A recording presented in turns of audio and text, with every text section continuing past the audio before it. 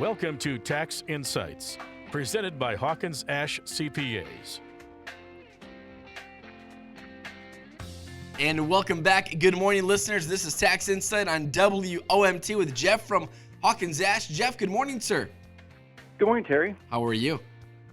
Very good. How about you? Hey, I can't complain. We're talking about gathering your tax materials for the 2021 taxes. It's that time of the year. It is, because now is the time that people are starting to receive their tax statements for last year, and you can expect to see forms like W-2s, 1099s for interest and dividends that you earn. There's also statements showing how much mortgage interest you paid or how much charitable contributions that you made. But there's some forms that you'll receive this year that are based off of changes that happened in 2021, and those are the ones that I want to focus on today. So I know back in March, we received the third stimulus check, correct? That's right, and good memory. Because, the first and second stimulus checks were actually prepayments on your 2020 return. But this third one that you just mentioned was actually a prepayment on the 2021 return. Now, many people received the maximum amount of $1,400 per person, but if you did not receive the maximum and now you qualify for it because maybe your income's gone down or other circumstances, you can get the additional amount as a credit on your 2021 return. So the important thing to remember here is that the IRS is going to be sending out a form. It's a form 6475, and it's going to tell you how much you received in the stimulus check. You'll need to send that form to your tax preparer in order to get your taxes done.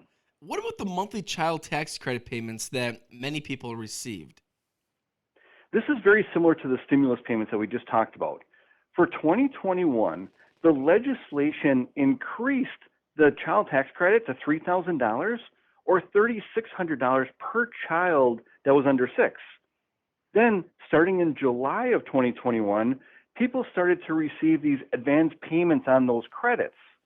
The problem is that some people received them, others did not. It really depended on their circumstances.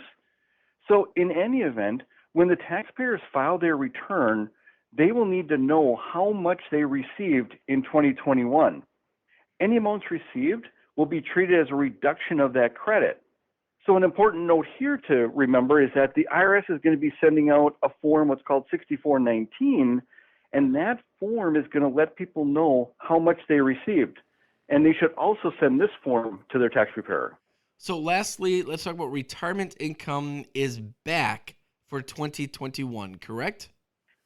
It is. After a year off, it's back. Now, in 2020, the required minimum distributions were eliminated, so a retired person did not need to take anything out of their IRAs. Well, in 2021, they're back, so they will want to make sure that they save those Form 1099-Rs. But an important note here, if you made any qualified charitable distributions, those QCDs, directly from your IRA to charity, they will not be listed on that Form 1099 that you get from your retirement. You'll need to tell your tax preparer about these.